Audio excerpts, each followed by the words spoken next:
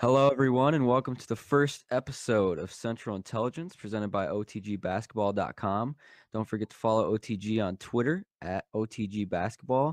I'm Matthew Handel, joined by my co-host, Kory Waldron. What's up, Kory? Hey Matt, how you doing, man? Glad to have this show finally underway. It's gonna be a ride. I mean, we started it on a Friday. It doesn't get much better than that. So I'm pretty excited, and I know you're excited as well. Um, so let's just kick right into it. We're talking about the NBA Central Division. That's, what we're basing this whole show around.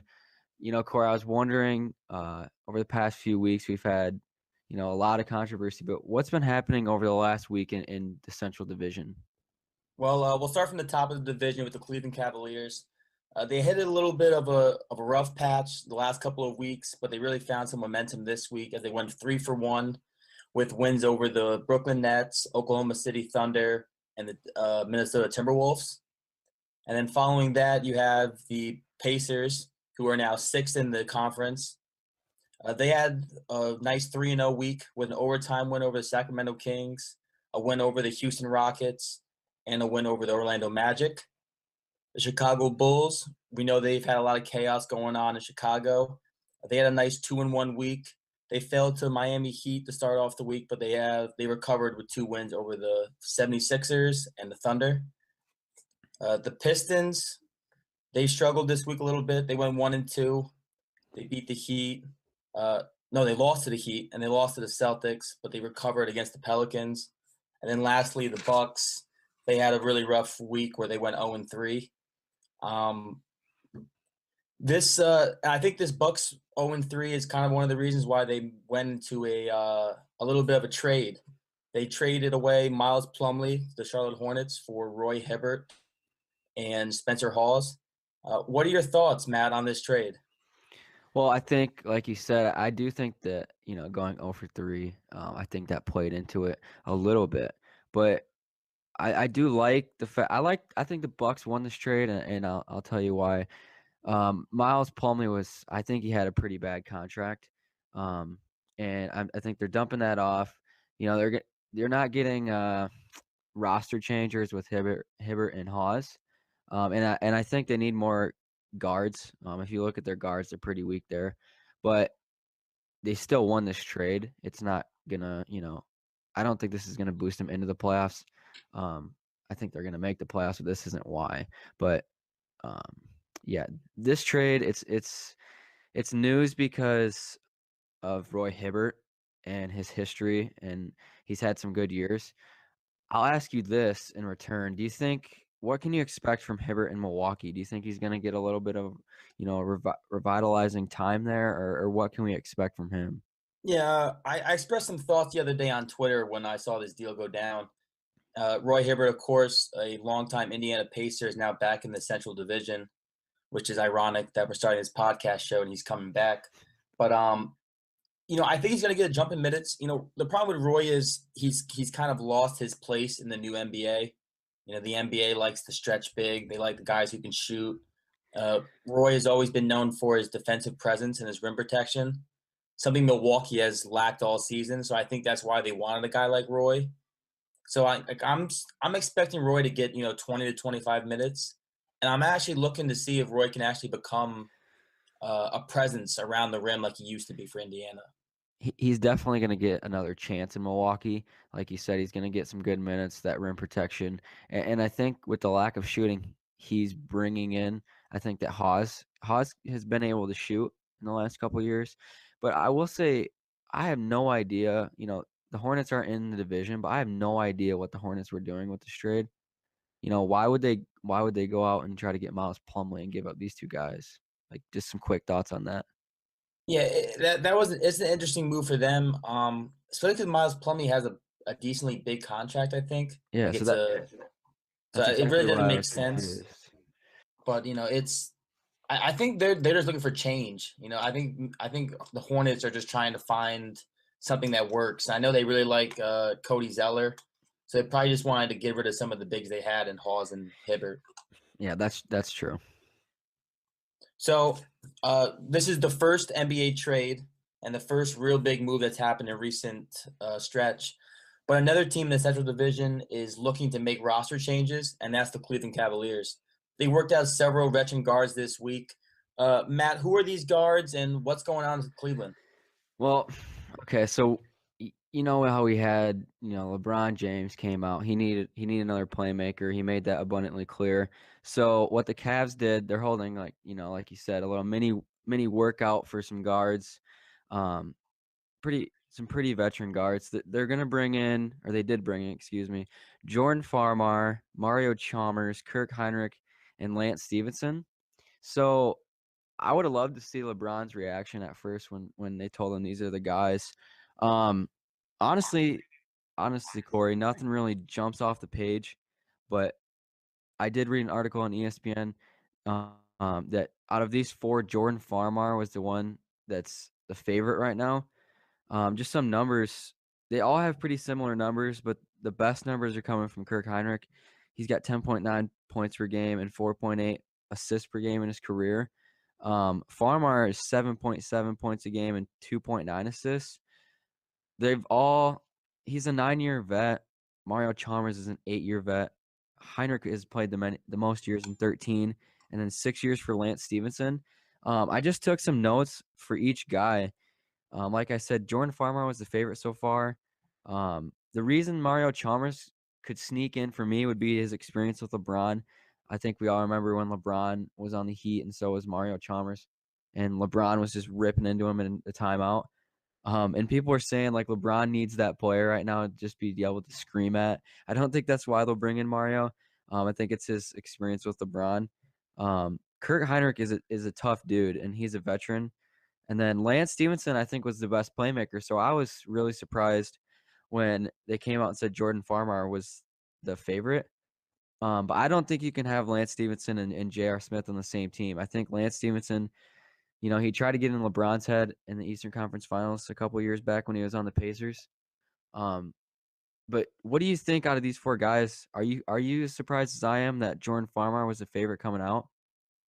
Yeah, I keep seeing that headline flying across Twitter the last 24 hours that he's been the front runner, which is odd to me because I think he had a 10-day contract earlier last season, and he got cut after the 10-day contract. So I'm surprised if his game has improved enough.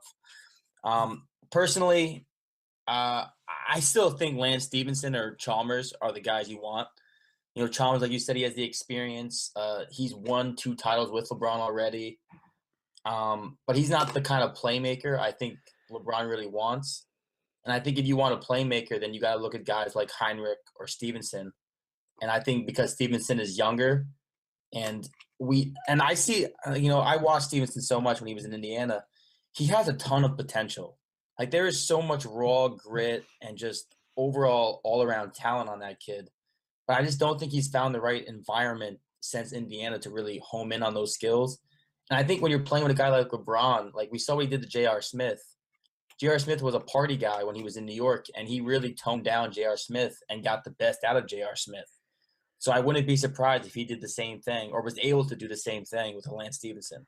And I'm really glad you brought up that point because, like you said, when J.R. Smith was in New York, party guy, we saw a little bit with the shirt off in the championship parade. But you know, I think, You got to celebrate. You yeah, won a you title. can give him that one. I have no problems with that one. But I remember a quote either last year or 2 years ago that said from J.R. Smith, and he was pretty much saying, in Cleveland, it's so boring that you have nothing to do but play basketball and go home and spend time with your family. And I was like, is this the same J.R. Smith that was partying it up in New York? And I think you're right because if all signs point to they should bring in Stevenson, right? He's 6 years, so he's got years, but he's still young, and he is the best playmaker on the team.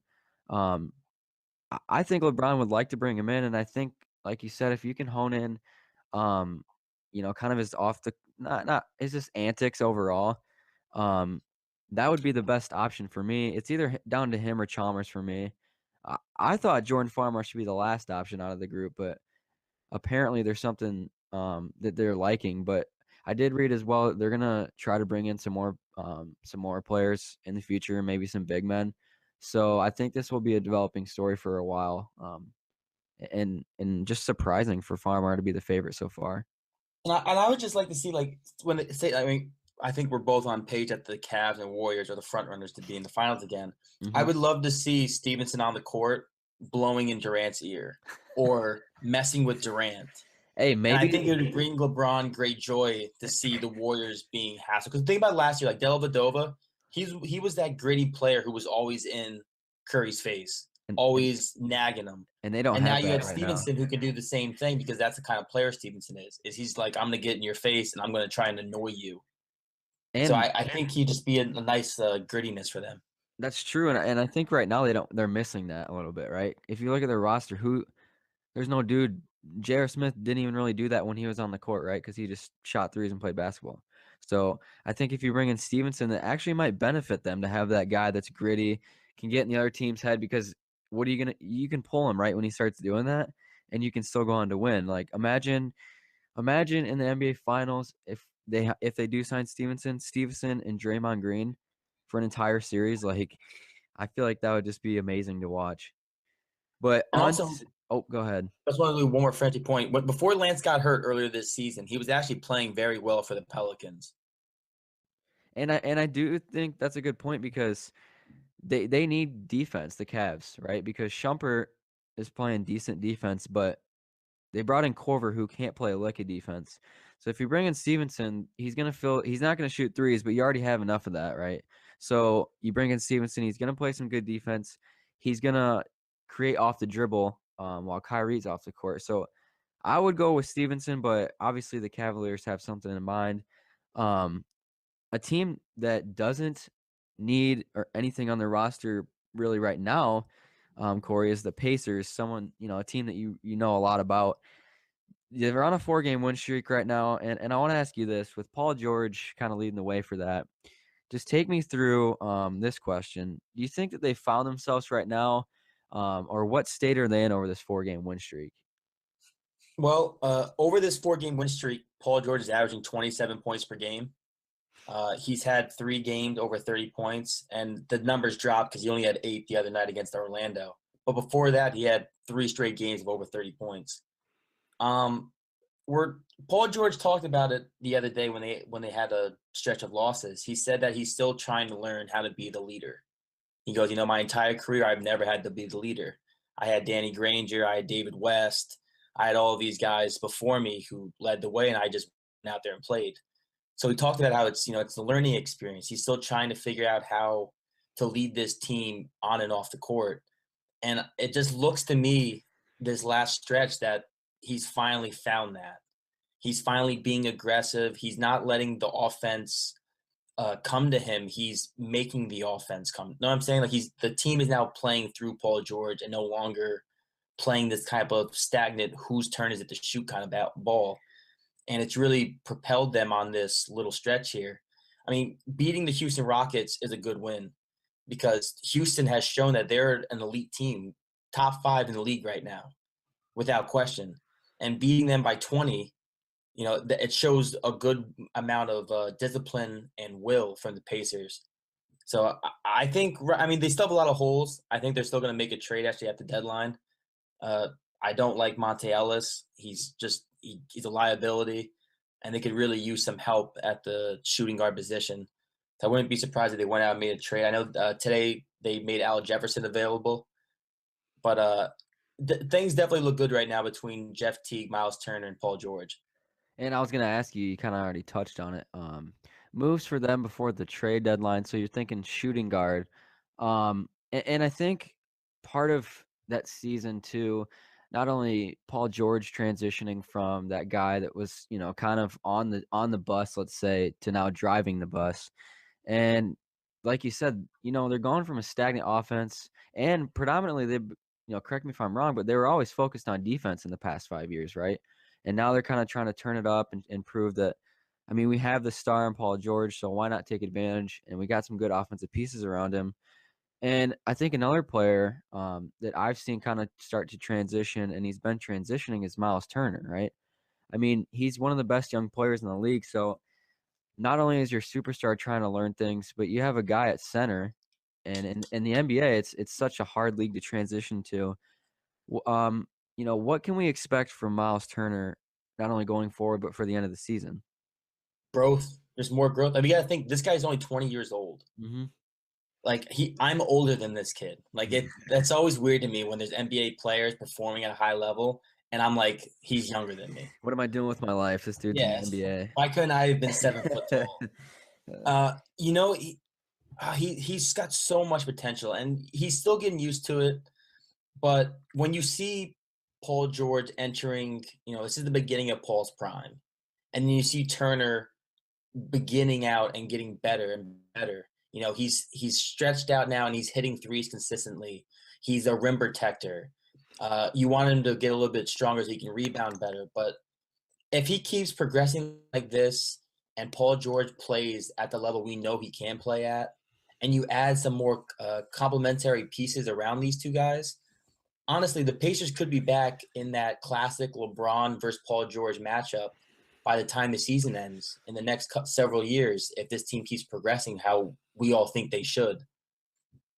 I agree with you, and I think another point to touch on would be it was 2014, right, when Paul George had that freak leg injury in the USA Yeah, scrimmage. the summer of So 2014 so I or mean, he's coming 2015. back. We're still within the 2-year range of a guy, having one of the most gruesome injuries I've ever seen, and it was on TV.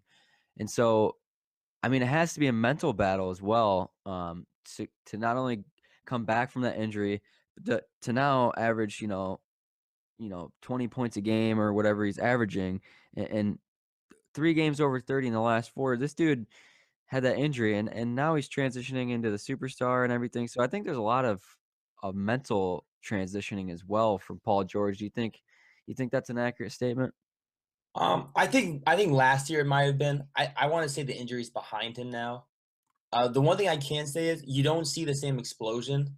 Mhm. Like the other, I mean, for the first time, I think since the leg injury, he posterized Clint Capella the other night, and that was the first time I saw him dunk on anybody since Birdman in the 2014 Conference Finals. Birdman, And it, Birdman yeah, and it was great to see finally, Paul George get that kind of pop behind the dunk that we because saw we really before the haven't leg seen injury, it. right? So I would say, yeah, he's getting stronger and more confident for sure, probably in his legs. Well, so today is Friday. Matt, what am I watching tonight? What are the games tonight? All right, we got a full slate of games, Kory. We have a game that should be, you know what, sir, I'm going to start with it. It should be nationally televised. I don't know why it's not, but for the people that are lucky enough to have NBA League Pass, it won't matter. We got the Bulls at the Rockets, right? So we got Jimmy Butler, James Harden.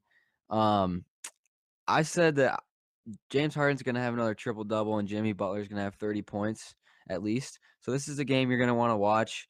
The Rockets are coming off in a tight loss against the Hawks, and the Bulls are coming off a good win against the OKC Thunder. But I'm going to take the Rockets to win by 5. You agreeing with me, Kory, or are you going to go against me on this one? Well, um, yeah, I'm going with the Rockets. I think after the loss last night, I think you might see a little bit of a want to impress the league now, kind of, especially against the Bulls who have been struggling. So I'm going to say Houston. Yeah, and I think we're going to see a lot of Jimmy Butler on Harden, which is amazing for us fans, right? Yeah, it's Um, always fun to see the All Stars play against each other. Exactly. And the next game we have is the Pacers. 4 games in a row, like we said. They're going to a nice, easy game in New York against the Nets. What do you got for this one? Uh, don't say easy. The Pacers have already lost a game to Brooklyn this season. Don't say easy. Don't jinx it. But if the Pacers are as hot as we were just talking about them being, then they should cruise through this game because this is a game they should win 9 out of 10 times. And I agree with you. I had Pacers. I said they're going to get their 5th in a row tonight. And I think we talked about Paul George. He had the 3 in a row over 30, and then he had that 8. I think he's going back over 30 tonight. So give me the Pacers. The Pistons have a game tonight. They're going to host the Minnesota Timberwolves. I went Pistons by 4 in this one. And a player that kind of started off the year getting a lot of attention for what he could be, but he's been kind of quiet lately. I think Andre Drummond against Karl Anthony Towns. I think Andre Drummond will win this matchup tonight, and that's why I'm taking the Pistons by 4. What are you thinking for this game, Kory? Yeah, yeah, I'm actually leaning with you. I'm going with Pistons by at least 5. This past week, Drummond averaged 20 points per game and 16 rebounds on 59% from the field. So he's getting some momentum. So I'm gonna say Detroit by 5. And one question I want to ask you, I know we're doing our predictions, but on Andre Drummond, why do you think, you talk about those numbers, right? 20 and 16 averaging, recently. Why isn't he getting a lot of attention? Because I feel like he was talked about way more, and now he's kind of, under the radar. I think it's one of those situations where when your team struggles, players who are playing good just kind of get tossed under the rug. True. It's kind of one of those things like the Brooklyn Nets, for example. We kind of don't talk about Brook Lopez and how good of a center he is because the Brooklyn Nets just aren't relevant. And when Detroit's losing, feel like we just kind of brush over the fact that Andre Drummond is probably a top 5 center in the league. And that's a very good point because, last year, they're playing really well, and he was one of the stories of the NBA, right? And really, his numbers aren't that different. He's beasting on the boards. He's gonna give you, a double double every night. But I guess I was just, I was just curious about that. But that makes a lot more sense. But we've talked about 3 games so far, and in the last game, the Cavaliers aren't going to play tonight, so we got 4 games. The Bucks are going to travel out to Denver and take on the Nuggets. These are 2 teams with, I think, either the same record or very similar records. The Bucks are sitting, and then I believe the 10th seed right behind the Pistons. It's been a struggle for the Bucks. We kind of touched on it. I'm taking the Bucks. I'm taking the Bucks by 6 in this one, and I said that Jabari is going to be my player to watch. What do you got for this one, Kory? Well, we've agreed on everything to this point, and now we're gonna have to disagree. I'm going with Denver. I'm going with Denver by 10. Um, 10. I think Milwaukee's until they get Middletown back, I think they're just gonna continue to struggle.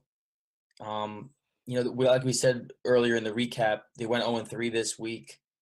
They didn't score 90 points in 2 of those games, so they're in a cold spell. And I think Denver's playing hot. I'm not sure if Jokic is playing tonight, but I'm going with Denver by 10. Okay. And I want to throw a little bonus question here about the Bucks. When they get Chris Middleton back, do you think they're going to make the playoffs, or do you think that him coming back's a little bit too late in the development of this team this year?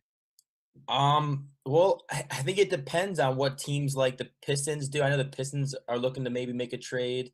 I know the Bulls, we don't know if they're set on rebuilding or not. I know Jimmy Butler's name has been in rumors again recently. But if you see those kind of teams that are above the Bucks make trades, and then you get Middletown back, I think the Bucks will sneak in as an 8 seed this year. I really do. I think Giannis and Jabari have shown enough, and when you add another 3-point shooter, I think this team might actually take off. No, I definitely agree with you. And if you look at it right now, it's crazy because this division that we get to talk about, they have a chance to put all 5 teams in the playoffs realistically. The Pistons are a game back, or the Pistons are a half game back, I think, of that 8 seed, the Hornets, and then like we touched about the Bucks. So, I mean, it's going to be an exciting second half of the season, and you could put 5 teams in. So we kind of predicted our games tonight. Take a broader spectrum, Kory, and what do we got coming up for this week in the division? Well, before I start this week off, I'm going to do this new segment, which is the MVP from the week prior. So this week's top MVP from the Central Division is none other than LeBron James. He averaged 26 points per game, 9 rebounds, 10 assists, and shot 60% this past week, playing like a true MVP. And we're going to start right off with the Cavs this week. My key game for the Cavs this week comes on February 6th, where they head to Washington. Tomorrow, they start a 4-game road trip, and we know Washington is one of the hottest teams in the league. They currently have a 16-game winning streak at home. So I'm really looking forward to that game. What are your thoughts on that game, Matt? Oh man, give me Kyrie versus John Wall all day. Um, I mean, if I had to pick right now, and I know I'll probably do it, but I'd take the Cavs. Um, you know, when you look at it, I mean, who's going to guard LeBron James? I know it's going to be Otto Porter probably most of the game, and that's actually going to be a good matchup for Otto, kind of to show the league what he's made of. But this one just favors the Cavs for me. Yeah, I agree. And I think too, like if they still have this win streak of 16 at home with the Cavs coming into town, I think LeBron also is gonna want to end that winning streak just because he runs the East. It's kind of one of those pride things, I feel like. Yeah, and another thing to go along with that pride is the Washington Wizards are getting a little bit more attention. I've even heard their name on Twitter kind of thrown into the Eastern Conference Finals discussion against the Cavs. So LeBron's like you said, he runs the East. He's like, okay, I do need help, but watch this. I'm gonna, dismantle this team that's supposed to be in the Eastern Conference Finals. So, but I think there's gonna be a little motivation for the Wizards. I don't think we can count them out, and I don't think anyone's going to. But I mean, 16 wins in a row at home isn't taken lightly in the NBA. So, I think motivation on both sides. The next game of the week for me, it involves the Cavaliers again. It's a Wednesday of next week. The Cavs and Pacers meet up. Again, it's a divisional game. The Paul George versus LeBron James. I feel like this is more of a Pacer key game than a Cavalier key game, just for the simple fact that the Pacers are, as we said, a 6 seed and they're chasing the upper teams. So of course you're always competing against LeBron. So seeing a Pacers Cavs matchup is, um, an ideal matchup of fun. What are your thoughts on this game, Matt? No, you're definitely right. And I think that, like you said, this is a big game for the Pacers. They need to keep winning these games against big teams. A statement win. If the Cavs drop this one, it's not the end of the world for them. They're not going to be, too upset. No one likes to lose, but this is definitely a game that the Pacers need to take advantage of. And, who knows, by that time, we could be talking about a nice little win streak for the Pacers. So um, you got that one right. That's an intriguing game. So next up, Chicago Bulls. We're just going right down the division. So now the 3 seed in the division, the Bulls. Like you said, they play Houston tonight, and then they play the Kings and they play the Warriors. I actually have my key game for the Bulls this week being tonight's game against Houston. We already touched on it. Jimmy Butler versus James Harden. This is the start of a 3-game road trip, and you always want to start your road trip off with a win. So I'm saying this is the key game for the Bulls. No, you're definitely right. And not to mention, road games are very, very important in the NBA. Good teams win the road games, but good teams also take care of business against two great teams in the OKC Thunder. And then if you beat the Rockets tonight, you just took down two, the 1 and 2 for the MVP race. So definitely a big game for the Bulls tonight. And for the Detroit Pistons, on February 4th, which is tomorrow, they play Indiana at Indiana. And like we said, the Pistons are the 9th seed in the conference. They played the Timberwolves tonight. They went 1 and 2 last week. They're kind of standing at mediocrity. So playing a divisional rival, it's a big game against them. They've already lost their first 2 meetings against the Pacers. So I'm saying this is a pretty big game for the Pistons. No, you're right. And anytime you have a divisional opponent, when you're playing them, you got to get the win. And like you said, that they've lost the last 2, so this one's even more important. Um, Detroit needs to keep winning and try to get Andre Drummond, try to get a spark, try to be back in that conversation. So that's a good pick on that one. Especially if the tiebreaker with how close everyone in this division is in the 8 seeds in the conference.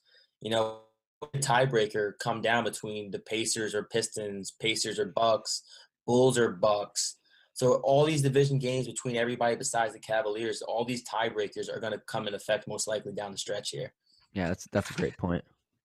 And then for the Bucks, they had the Denver tonight. They play Phoenix tomorrow.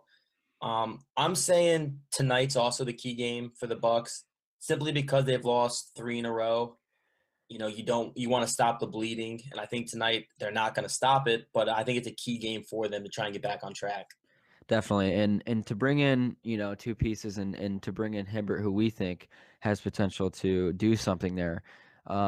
Nobody wants to come in off a trade to a team that's struggling and be like, well, damn, what am I going to do here? So if you can show, to me, this is almost like a tryout for not even a tryout, but, the Bucks chance to show Hibbert like, hey, you know, even though we're struggling a little bit, we are the real deal, and we're gonna get to the playoffs, and you have a chance to be a part of that. And also, just to add to that, I didn't even realize they went 0-3 last week, but they're actually 0-4 currently this last couple stretch of games. So if they lose tonight, they'll be 0 for their last 5. So that makes it, even more important to get that win tonight.